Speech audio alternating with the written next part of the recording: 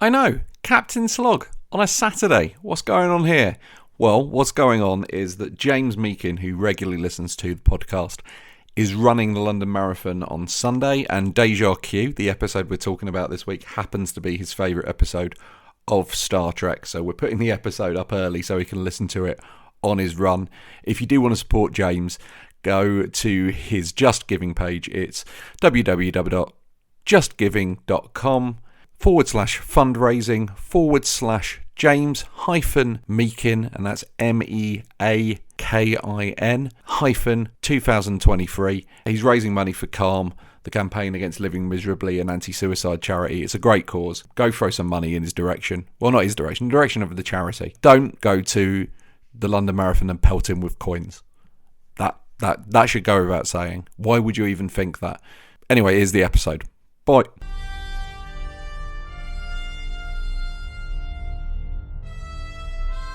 Podcasts. A Frontier.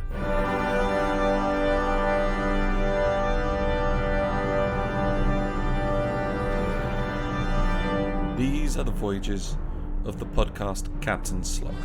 Its ongoing mission: to explore strange new episodes, to seek out new jokes and new references, to split infinitives that no one has split before.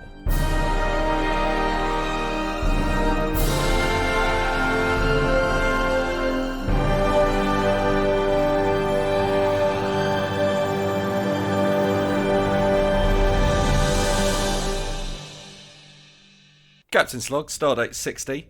These are the continued voyages of the podcast Captain Slog as we make our way through all of Star Trek. It's me, Eddie, and Mark, as always. How you been, Mark? Yeah, doing good. Laura, my fiance, is she's down in London, so I've been by myself most of the time.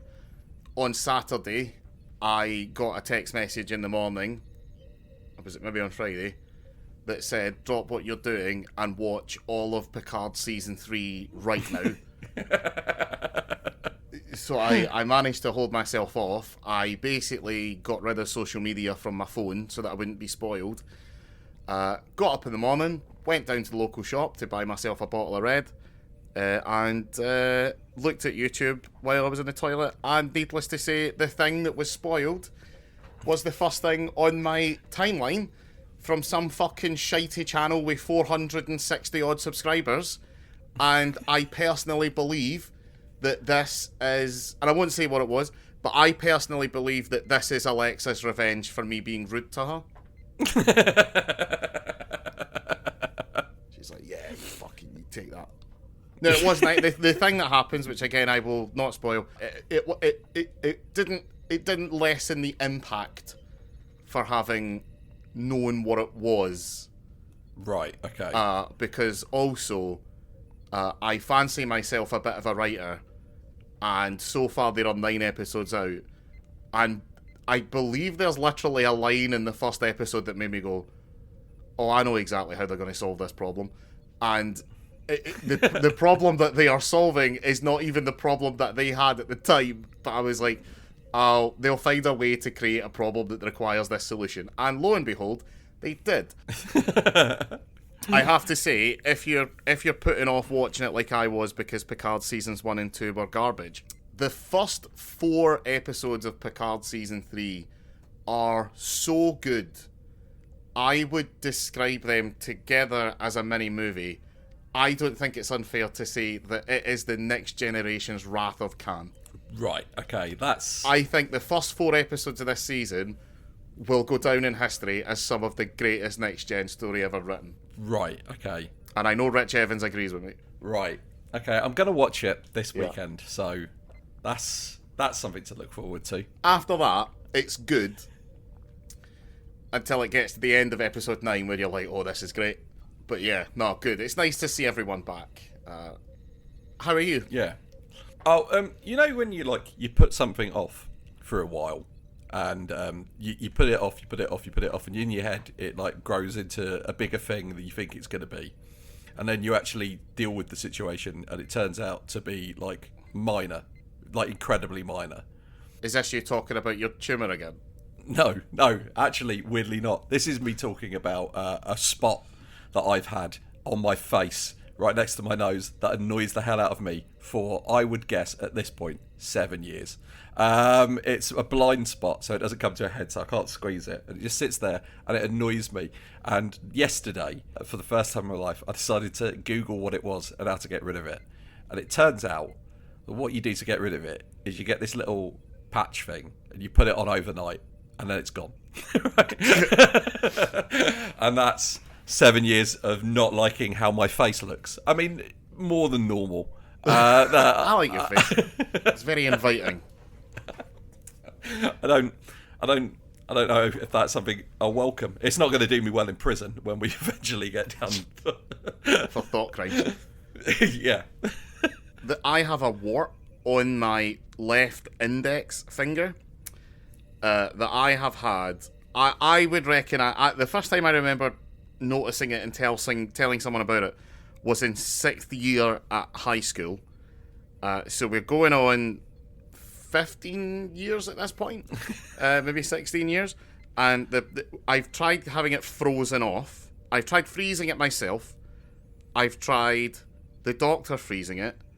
The only thing I haven't tried is the method of wart removal, which is apparently bulletproof, is to put duct tape on it to suffocate it, and then every night take the duct tape off and kind of file it down. The problem is it's exactly on a bend.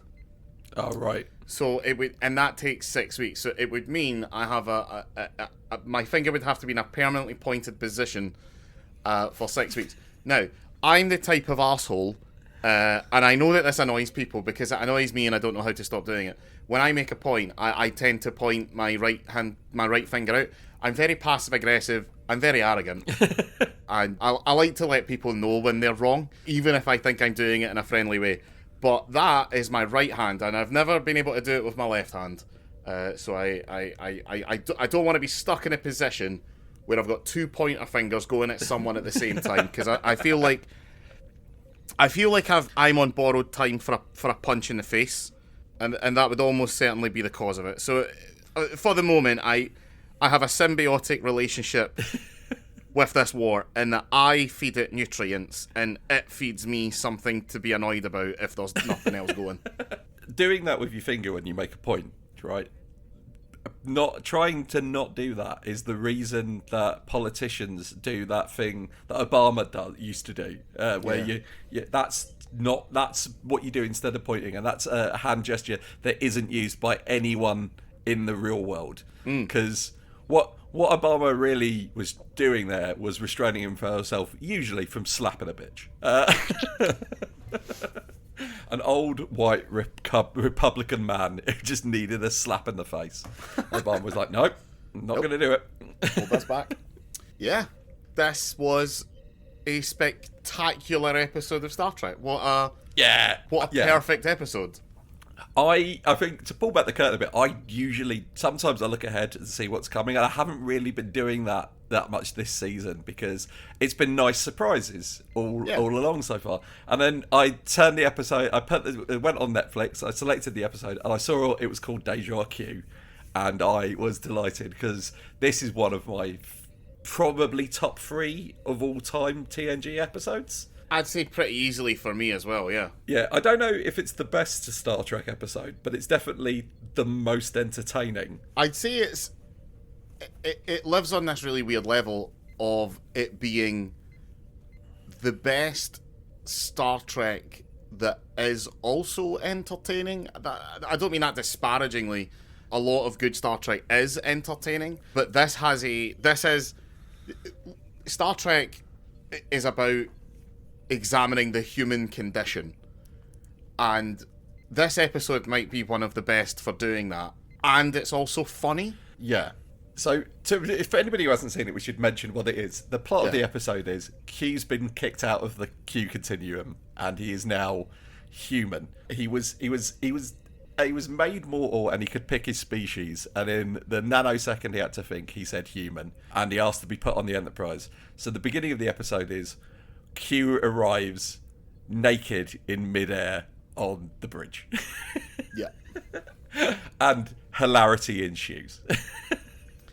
Now, what else is going on is that yes, this would be a problem for the Enterprise crew to deal with that would provide hilarious results. But we have major stakes. There is a moon that is falling towards a planet because of some gravitational doodads, and they've got 24 hours to save it. Yeah. There isn't really anyone else in the quadrant for them to call, but the solution that they have to come up with is essentially to move the moon using a tractor beam. But I think it's Geordie describes it as it's kind of like an ant trying to push a tricycle. Yeah. And that it's technically correct, it's technically possible, but I don't think we're going to manage it. To which Riker, in his most Riker of ways, says, I'd take slim over impossible any day. Yeah. It's a great way to look at it. Yeah.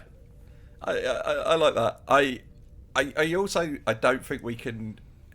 I don't think I can exaggerate enough how much this is probably the funniest episode of TNG. Because this episode has in it what, in my opinion, is the funniest joke in all of Star Trek. Which is, obviously, when Q arrives, everybody on the bridge is very, let's say, like, not particularly trusting of Q's motivations, and they don't particularly believe this story that he's telling them that he's human. Like, Data scans him and he comes up as human, and Deanna Troi like registers an emotional thing, but they're like, well, all of those things are things that Q could easily manipulate should he want to. And Q asks the question, what do I have to do to convince you I'm telling the truth? And Worf, with the best comic delivery ever in Star Trek, just simply says, die. And the reaction to him doing that from Picard and Riker is fucking gold, because Riker and Picard are both clearly trying not to laugh.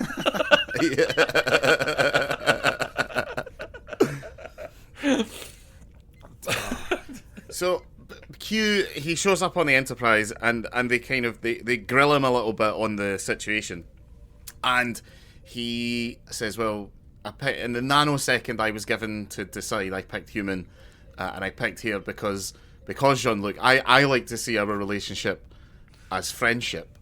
And the first thing that I'd like to bring up is, do you think he does? I don't know if he does at this point. Yeah. But I would say certainly by the end of TNG, it's not an adversarial... It's difficult to know, because I do think that Q probably finds Picard singularly interesting and challenging. Yeah. But and maybe that's true. Well, I was kind of thinking about it, and I thought, well, to go on a bit of a preamble, I think I've talked about this before. I don't think there is such a thing as common sense. I don't really think that exists. I mean, on a huge scale, it does. Obviously, fire hot heights will make you fall. Those things are common sense. Like, those are common, literally, to the human experience. But if you were to take 50 people and put them in a room, even from the same city or the same area, and say, right, tell me something that you think is common sense that's maybe that's not, don't touch the oven, right? Then go to 50 different people and ask them, do you agree that this is common sense on a scale of 1 to 5? You'll find that there is no real consensus on common sense. It's a thing in your social group. Common sense is essentially a shared opinion of your particular social group, right? Yeah. And I don't think it really exists on a macro scale. But friendship is kind of the same way. I've been on a bit of a journey over the last couple of years, especially after lockdown, where I've thought, is my brain working properly? Like, am I some kind of neurodiverse? And I spoke to a bunch of doctors, and they're like, yeah, there's something there. So, like, my idea of friendship is very particular. You and I like to roast each other, right? I like to bring up the brain tumor in your head because I personally think that is hilarious, right? Now, I have other friends I wouldn't do that with. So friendship means different things to different people, and Yeah. you can't possibly begin to understand what friendship means to an omnipotent being. Like, you wouldn't go to God and ask him about his best mate Dave, because I'm sure that their relationship is quite bizarre, right? God's best friend, Satan. I'm just jotting down an idea for a sketch. God's best friend, Dave. Yeah. What did he talk about? Because God could be given it.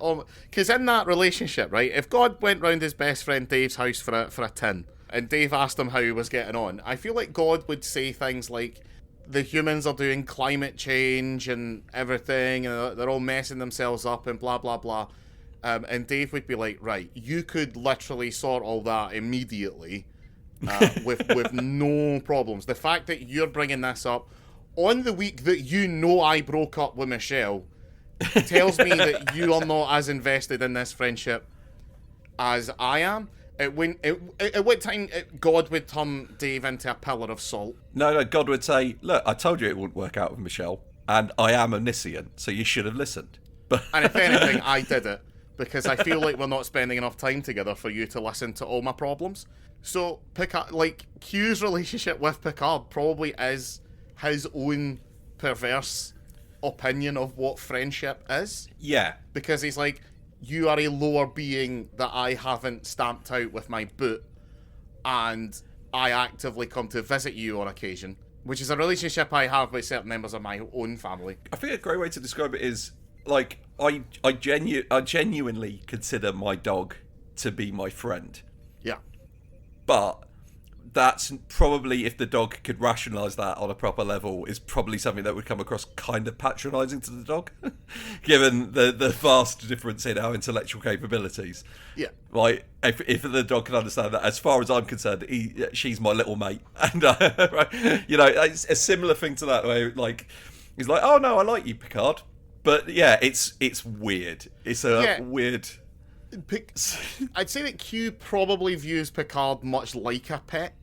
Yes. Yeah. I think he views him as sort of a combination of, like, a pet, a sidekick, and a lab rat. Yeah. Like, I'm certain that, like, scientists do develop an emotional bond with the rats that are running through their mazes. And they're like, oh, they're nice, I like them. Good for you, ratty. I was going to say Algernon, but I thought it was too obvious. But... And so they develop those relationships, and I think that's what Q has with Picard, that he finds Picard very interesting. And I also think there is the element that he doesn't say up front, which is Q is well aware that when he becomes mortal, there are people who are going to want him dead. Yeah. The Enterprise is probably the best place to be when that happens. Yep. Just to continue on this subject. So, obviously, Gene Roddenberry is the worst thing to happen to Star Trek, but apparently this episode was originally going to be essentially the same setup, but with the Klingons coming to kill Q rather than the Calamarians. Oh, right. And it would have turned out in the end that Q was just messing with them for shits and giggles. And Gene Roddenberry vetoed that. He said no. He said, I get it, it's a good idea, and it's very funny because they wrote it as a comedy episode. But he said, no, this is a great story. He said, if you're going to do a story godlike and brought to Earth, then do it. Yeah. Do a story about what it's like to lose everything that you are and having to discover your own humanity. That's great. What I love about science fiction is this is to get really fucking, like, up my own arse for a bit. But with science fiction, good storytelling is about exploring the human condition. And what you can do in science fiction, which you can't do in other forms of storytelling, is you can introduce a control group. You can change your variables around. Like, well, these are Klingons, they're a bit like human, but we've changed X. What does that look like? And, like, then you have Data, oh, he has no emotions. So then to get Q and go, right, godlike being has to deal with being human, and the person that Picard chooses to assign to him to best explain this to him is Data. And that's fucking wonderful. You could not have made a better choice. There is not a single character in this you could have paired him up with that would have been better. Data and Q, someone who desperately wants to be human, talking to someone who wants anything else other than human, is talking about how good it is to be a human, is peak Star Trek. Yeah, it is, and it's so good. Because they bond a bit. Like Data basically nearly sacrifices his life to save Q for no other reason than Data, I assume, doesn't have the emotions to find Q annoying enough that he would be glad that he died. Yeah. And because he thinks it's the right thing to do. Yeah, and then because of that, Q... The episode ends with Q basically committing suicide, but it's kind of like a noble sacrifice that if I'm... Because the Enterprise can't put can't do its tractor beam stuff on the moon with the shields up, and it can't take its shields down because the Calamarain keep attacking. So Q's like, oh right, I'm going to nick a shuttle, sacrifice myself, so that'll get the Calamarain off your back, and you can focus on trying to move the moon. And then another Q turns up and is like, oh, it's a selfless act, isn't it? So I can't. And I like his explanation is, oh, I'm going to have to give you your powers back now, because if I have to go back to the rest of the Q continuum and tell them that you committed a selfless act right before I let you die, there's going to be endless questions. So, no, I just have to give you your powers back. The ending of this episode is one of the finest moments in the history of Star Trek. It is, because if you haven't seen this episode, you've seen clips or stills from this episode, because after Q gets his powers back, Picard is on the bridge, the shuttle he's in is gone, and he's like, oh, I guess that's the end of Q. And then Q appears and says, oh, contremo, Capitan, and appears with a mariachi band. Right, I'm going to ask a question. Apparently John Delancey found it really difficult to mimic the trumpet playing because he wanted it to be accurate, but he couldn't, I guess, remember the beats and the steps. Okay.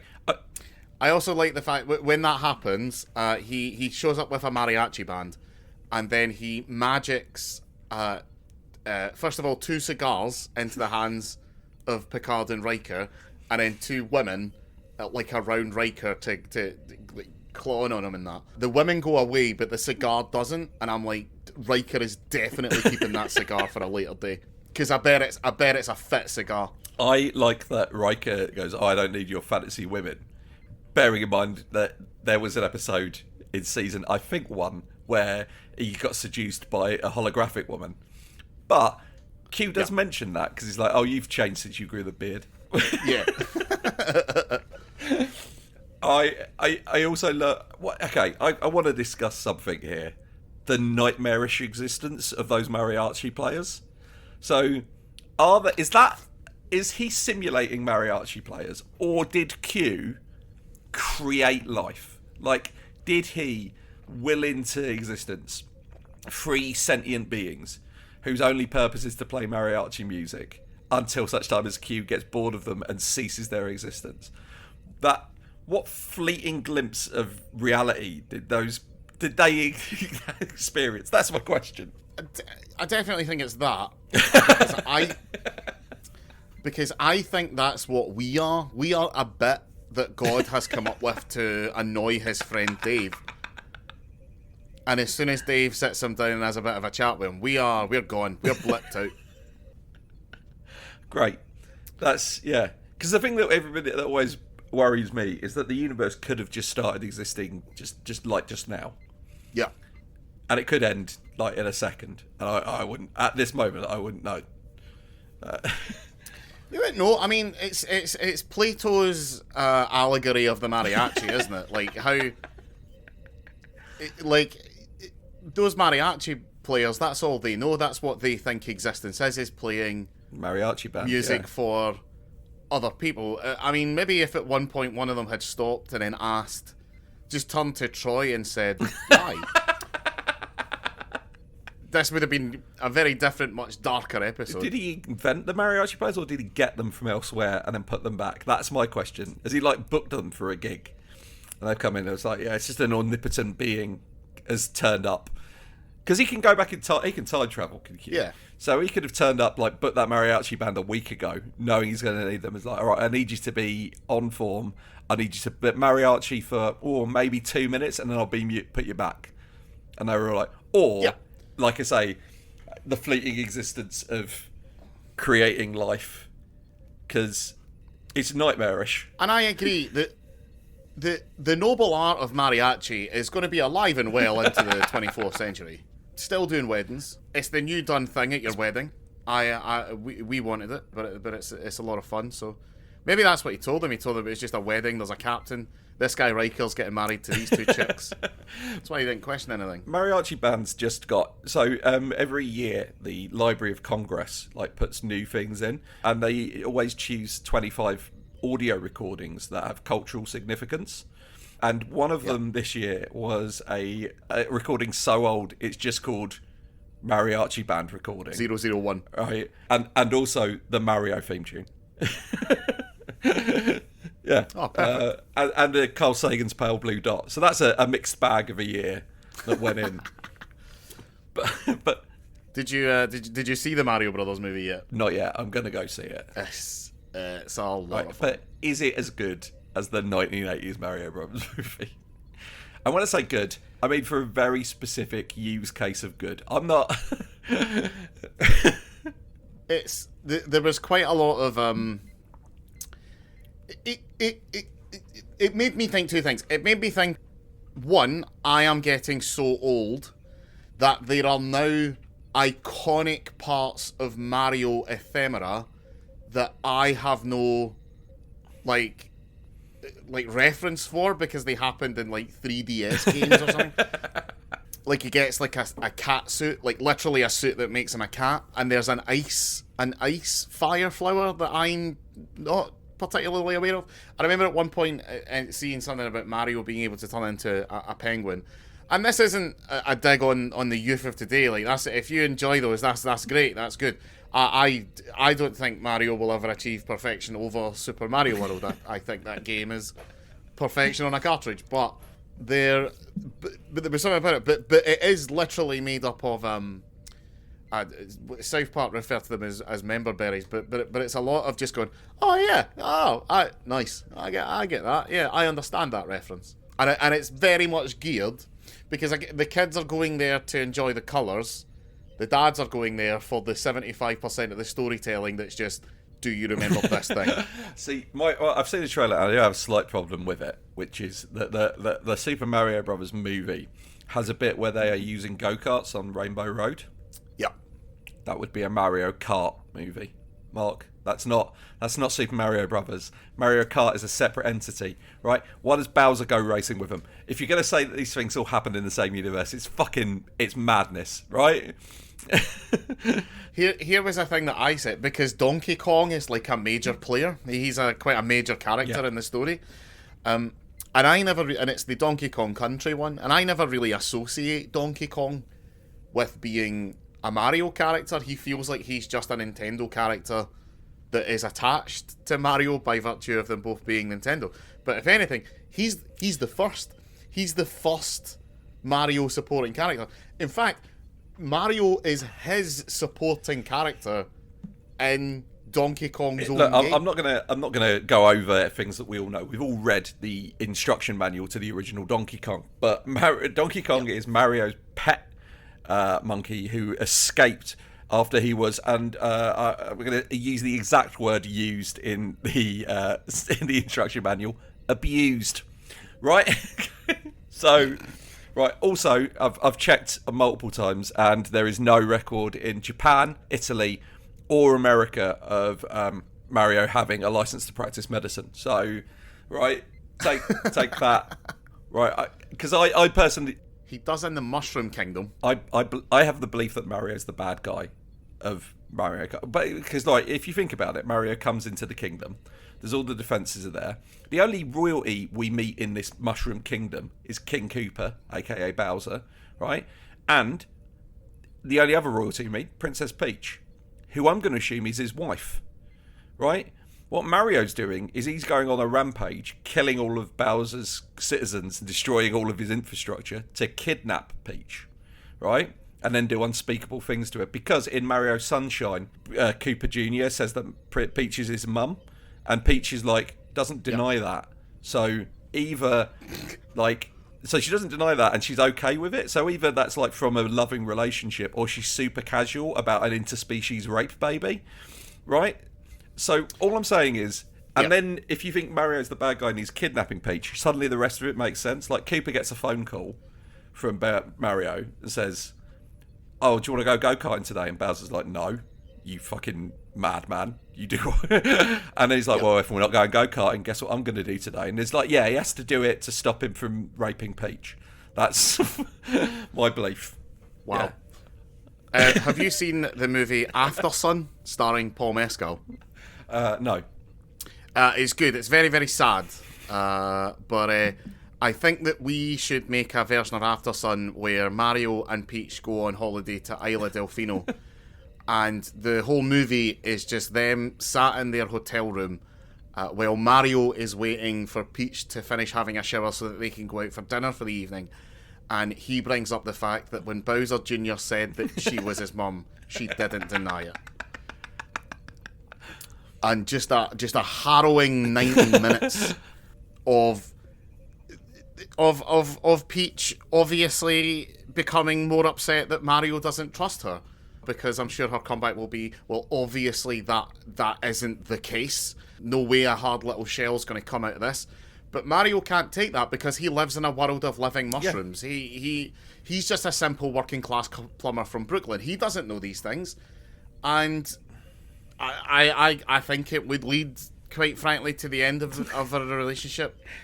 Quite a beautiful relationship. But where do you stand on the Mario voice then? Because this is something that I've been thinking about a lot. Because Mario's Italian voice that he's added in the games, the grandfathered in racism of the Mario caricature of the Italian man. He's not Italian. He's from Brooklyn. He's from Brooklyn. He's not mentioned to be an immigrant at any point in his backstory.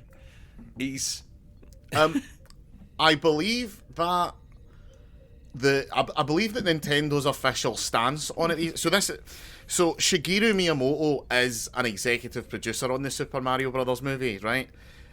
Which made me think, there's nothing that can be in this that he disagrees with. Yeah. So two things that we get, which I thought were always a bit contentious, but I guess Shigeru Miyamoto has said, "Oh no, that this must be the case because it's in the movie," is number one, that they consume the power-ups by eating them, and number two, where exactly is Princess Peach from? Why is she a human who is Princess of the Mushroom Kingdom? Is that addressed? Is she from Brooklyn as well? I don't want... do you want me... Yes, that is addressed. Yeah. Right, okay. What it means is it's one of these situations where it raises a lot more questions than it actually answers. Okay. Because it makes you wonder, is there a human couple in the real Brooklyn desperately searching for a baby that went missing? Is this what happened to Madeleine McCann? Is what it asks. How good would it be if in 15 years' time a giant turtle invades Brooklyn in order to take over with his minion of super turtles, and our saviour is Madeleine McCann's boyfriend? She is blonde. I'm just going to say our saviour being Madeleine McCann's boyfriend does mean that our saviour would be, obviously, some sort of paedophile. I love that before we started recording this episode, you said it's great that we've got an episode of Star Trek where we're going to mainly talk about the episode during the recording. And we just done a solid 15 minutes on Mario rather than, the charming, what does it mean to be human motif developed. All right, to bring it back, are there games on the Enterprise computers? Because that brig officer seems to be pretty bored just sitting there doing nothing. Well, he's trying to look bored because every time you see him, an officer's walked in. So he's pretending he's not playing Gallagher. Yeah, all right. Yeah, fair enough. because I'm sure the emulation capabilities of the Enterprise's computer are like, I'm sure you can get GameCube to run no bother. Yeah, I imagine that. I imagine it probably can even emulate Final Fantasy VIII really well, which is like notoriously tricky. That's why 8 doesn't get remastered. If you're wondering, it was a difficult build. The architecture of the PlayStation 1 and 2 were complicated and weird. Right. When Picard comes to see Q, and he's been in the brick for a while, and he describes sleep in the terrifying way that it actually would present itself to a non-sentient being, to a being who hasn't experienced it before. He says, my body stopped functioning, possibility. I lost consciousness for several hours. And he basically describes sleep as terrifying. And Picard's response is to say, you get used to it? Implying that at some point, Picard remembers being terrified of sleep. Maybe that's why babies don't sleep very well. Like, because there is that thing, right, where there probably was a moment where you went from non-sentient to sentient, or non-self-aware to self-aware when your memories started kicking in. I think I can vaguely recall what it was. My earliest memory is pretty random, which makes me think that, the reason my brain saved that is because it was such a fucking adrenaline shock. And it was literally on the sideboard of my... sorry, not the sideboard. What's the thing that runs along the bottom of the floor on the wall? What's that called? I keep forgetting. I know what you mean. Skirting board. Skirting board, right? The first house that we ever lived in, on the skirting board, when they'd installed it, I don't know if they let the apprentice do one of them, but on one of them, they just like really badly stapled it into the wall, and the staples made a really bizarre shape, and that is the earliest memory that I have, and it's very clear. And I don't know if it was just because that was my brain. You know the way that they say that, like, sexual fetishes and stuff, like, and like, that stuff will be locked in before you're, like, aware of things? Yeah. Because it's your brain making a wiring that it doesn't quite make sense. I think that's what that was. I think that was my brain being wired into, I'm going to be a guy who complains about things that don't really matter. And then, boom, it was like, personality selected. This is Mark. But babies, obviously, when they're very young, like, that must be terrifying for them. Like, they're there crying, there's their mum's boobs, and then all of a sudden, woof, they're gone, and then, oh my god, they're back, what happened? Why has time changed? They don't even have object permanence, so as far as they're aware, whilst they're asleep, they cease to exist. It's, when you think about it, sleep is terrifying. So I remember something I saw years ago, it might have been an XKCD, and it was about how humans are a naturally curious species. They always want the answers for everything. And the response was, we lose consciousness and hallucinate for 8 hours every day, and no one knows why. I've always wondered if, like, if we ever make alien contact, I don't think the human race is quite ready for the differences that we are going to have. Because all we can go on is ourselves. We're the intelligent ones, right? We're the ones that have the bodies that are uniquely formed and uniquely perfect for making tools and, like you say, being curious about the universe and our place in it. But you know how on the Avatar planet, everything has a USB socket for other animals to plug into? Yeah. And we're like, that's fucking weird. How did they evolve that? The aliens are going to come down here, and they're going to go to Joe Biden, and they're going to be like, oh, hi, it's nice to see you, blah, blah, blah. And they're going to talk for like 8 hours, and then Joe Biden is just going to fall asleep, and that's going to panic them. They're not going to understand it. And when we tell them, oh no, basically everything does that here, they're going to think it's... The fact that you think Joe Biden would go for 8 hours rather than like maybe 15 minutes without a nap. No, but yeah, it's one of the weirder things about if nothing else in the universe needs to sleep is going to be so weird to explain. Like, just to be like, yeah, everything on Earth, literally everything on Earth does that. And they're going to be like, well, why? And they go, oh, well, because it gets dark. You can't do anything, so you want to conserve energy, I guess. We get physically fatigued, and we take in so much information during the day using our senses that the brain has to decide what to delete and what to keep. And so we get a kind of bizarre slideshow of that, of the brain asking our subconscious, keeping this? No. Keeping this? No. Oh yeah, save that one. That'll be a thing. That'll be a nightmare that they'll remember forever. Yeah, that'll be a trauma that will haunt him for the rest of So what his does days. Q dream about on his first time sleeping? Because all of the experiences that he hasn't catalogued entirely in his brain are: I appeared in the bridge naked, they put me in some clothes, and now I sat in the brig. Yeah. That's it. He just dreamed about being in the brig. Yeah. I love Guinan's response to meeting Q, which is just to stab him with a fork. Yeah. That's it's also quite a space age fork. Yeah. Now, I know that the point of Star Trek is that it has to be almost sort of futuristic, right? But what is so wrong with the fork design that we have to change it? Yeah. Now, I say this like the way a boomer would describe a rotary phone, that's a perfect method of communication. Why did we have to move on to mobiles? Like, no, of course we can always redesign and perfect the fork. What if you and I went into cryogenic stasis and we woke up in 100 years and the only thing that, because of warfare and bigotry and disgust among the human race, the only things that had changed is that someone had perfected the fork? Now, you see, the thing is, I don't know if it is boomery, because the fork in its current form has been around for as long as it has so perfectly. Like, Yeah. It would be weird.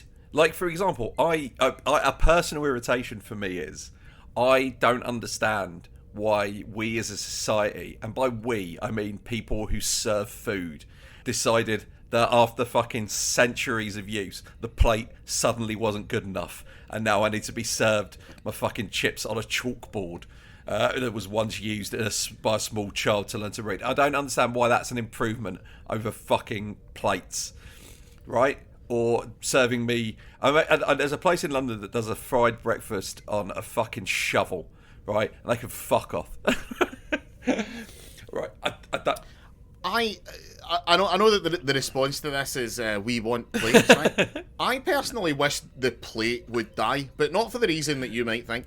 I am an ardent supporter of the bowl. I think there hasn't been a foodstuff that isn't made more perfect by being served in a bowl rather than on a plate. And I don't just mean your cereal bowls, right? Because they're specific for cereal and soup. That's what they're for. That's great. I'm talking about the ones that are flat on the bottom, but kind of, they have walls. Yep, got them. I've got them. To keep things enclosed. Best thing in the world. Yeah. I very, very, very rarely does dinner in this house come on anything other than them. You can fit a pizza in it. It's just fine. We perfected plate technology. Why are we getting fancy having flat edges that things can just fall off if on? stuff can fall off the edge of the thing you're eating from, it's poorly designed. Yeah. Especially because you had to carry it from wherever you made it to wherever you're going to eat it. And nobody can afford a dining room. Not in 2023. So, fuck it. You're going to eat that on a sofa. Do you need walls? I'm with you on this. I'm 100% with you. But still, better than, a fucking chunk of wood, right? That you've just sat a steak on and go, there you go. I feel like you... Oh. Or the other one that they do, which is a really small cast iron skillet.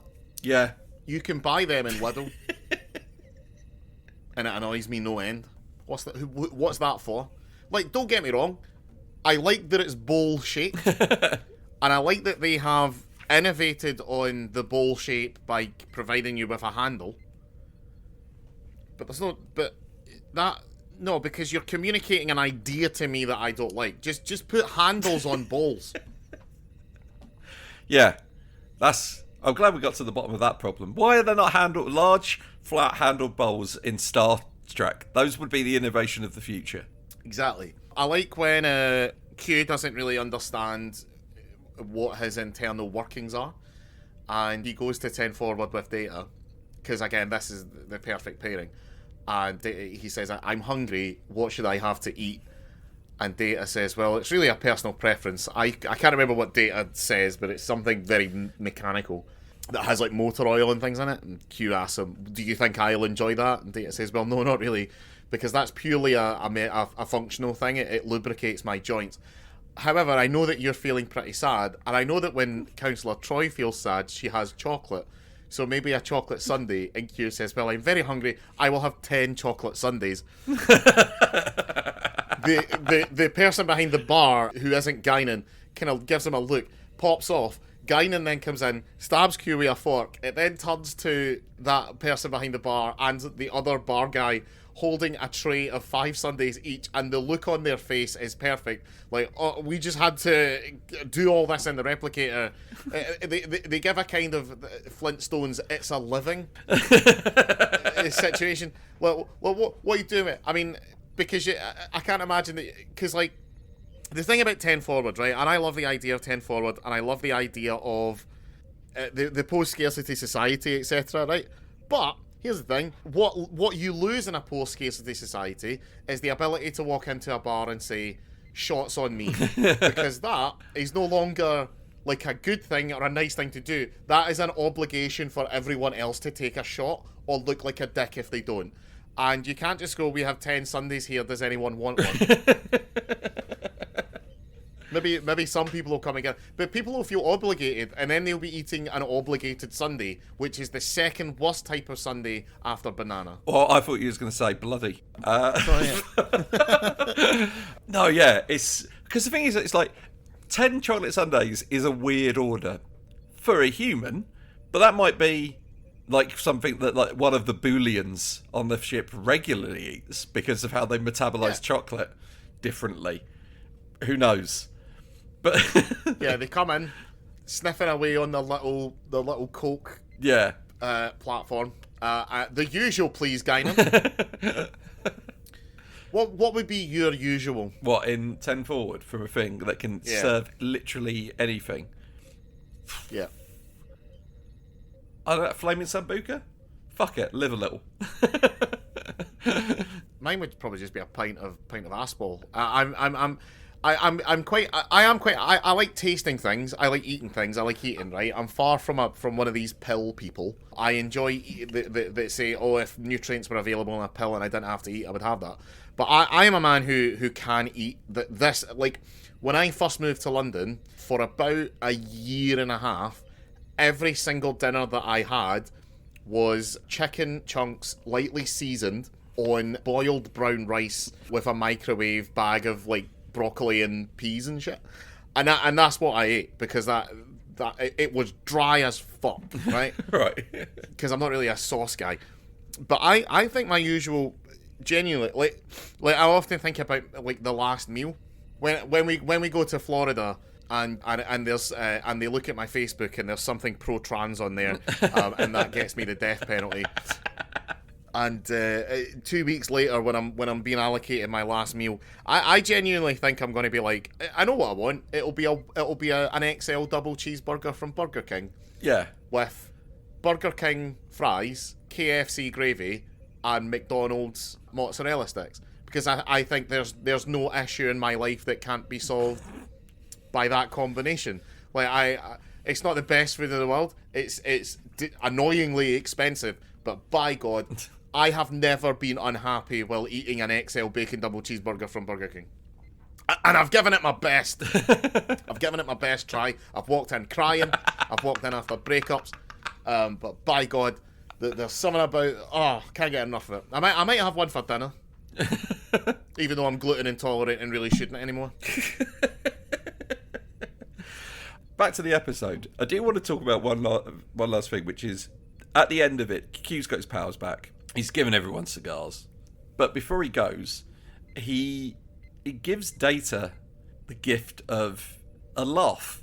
Yeah. He makes Data laugh. Now, I can't work out whether that's really nice or incredibly cruel. Well, it's a callback to something, right? Like when they're walking through, when they're west winging, when they're Aaron Sorkining through the corridors of the Enterprise. Data brings up, I think he says, like, that's the number one human thing that he'd like to experience, or something to that effect. That seems pretty good. Like no one laughs unless it's a pleasurable experience, which I disagree with. The nervous laughter is quite a horrible thing sometimes. But yeah, because it's bizarre, isn't it? Because but then laughter's actual purpose. I read a full book on this once called The Naked Jape by Jimmy Carr and Lucy Walker, I think. It's a great book. It's all about basically the history of jokes and the history of humour and kind of where it all comes from. And laughter, as far as I guess sociologists can agree, is about a release of tension.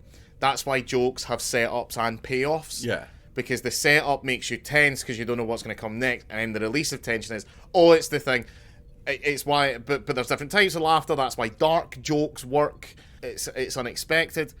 To say it's cruel to give Data just a laughter, from which a laughter just I guess releases dopamines and serotonins and such. Would it matter that Data got the result of a thing that he wouldn't necessarily be able to understand anyway? I think the thing is, do you know what I mean? The thing for me is the difficulty I have with it is that if I was incapable of feeling emotions and then it felt laughter once in my life and then would never feel it again, I'm trying to process that as an emotional being, because I then go, well, that would make me feel very sad that I never got to feel that way again. But for Data, obviously, he doesn't feel that. He would just file it away as interesting information, which he wouldn't feel bad about not getting too involved until he gets that emotion chip put in the movies. Yeah, there is. I at the age of about 14, I decided to myself, one day I'm going to have an orgasm so good that I'll never improve on it. And rather than spend the rest of my life chasing that dragon, I'll just stop. I'll just join the Catholic priesthood. And I think Data would see it in the same way, because although he does because regret is a human emotion. Yeah. So his whole thing about wanting to be human, as far as I can see it, isn't necessarily about wanting to experience things in the now as a human. It's more about the curiosity of what is it to be human, what does it mean, and then when he has that information, he can kind of put it away and be like, I had those experiences, they made me feel human, and now I get it. Yeah. Because he does specifically say in this episode that he does have humans' curiosity, which is, so that's a part of his programming, and knowing that that's been programmed into him it helps make a lot of sense of a lot of Data's views. Because obviously, all through TNG, you get a lot of Data pontificating on what it means to be human, but I don't think you ever get it as clearly explained as it is in this episode, because he's having direct conversations with somebody who is, I need someone to explain this to me, which is interesting. Yeah. And I like the fact that Q doesn't have to have, I like that he retains his intelligence. Yeah. Because he mentions he's got an IQ of 2005 or something. He knows everything except for how to function as part of a team. Yeah. The little bits where he is trying to function as part of a team, because the thing is, at one point, the moon falling into the planet, which, if you're thinking, oh, they should be talking about that, don't worry, we're about as concerned about that as the actual people on the Enterprise were concerned about it while Q was on board, which was, when it's convenient, we'll bring it back up. Yeah. But he's in engineering, and he's like, oh, I can solve this problem, it's easy, just change the gravitational constant of the universe. And Geordie's like, oh, great, is there anything you could suggest that we could actually do? And he's kind of a bit put back, but then Data is like, actually, I don't think that's impossible. I think we could change the gravitational concept of that moon, which would make it a lot easier for us to push. Yeah. So they have to extend the warp field out, which somehow makes the moon a lot lighter. This is the problem with the Calamarians, is that they can't have the shields up while they're doing that. Yeah. So from a physics point of view, the warp core must function by bending space-time and moving the ship outside of the universe and through. That's how it must work. So that means if they can extend the warp core, they're doing the same. So it is essentially a pocket universe. So that does make sense to a degree. So yeah, it would work technically, but it's one of those ones like, you know, how like Superman has on multiple occasions had to say to the Justice League, "What if I move the Earth out of the way?" And then Batman's had to be like, "Look, I can't. Yeah, I can't. I don't have enough time to explain everything that's stupid about that." yeah. And then eventually Green Lantern goes, "What if I made a big harness around the Earth that Superman could pull?" And Batman's like, "Okay, yeah, technically that would work." Yeah. But I one thing I love about this episode, one thing I love so much about the character of Q is what Q's first thing he does when he gets his powers back, which is he puts himself in, the first thing he does is he puts himself into a Starfleet uniform at the rank of Admiral. Oh no, it's captain. It's 4. Oh yeah, he just immediately makes himself a captain because he's wanted to join the Q, the crew. Yeah, and has been told no because, like, I think that they should at some point said you can join Starfleet. You just have to go to Starfleet, Starfleet Academy, if that's what you want to do. I'm sure they'd be happy to have you. For the worst recruit ever.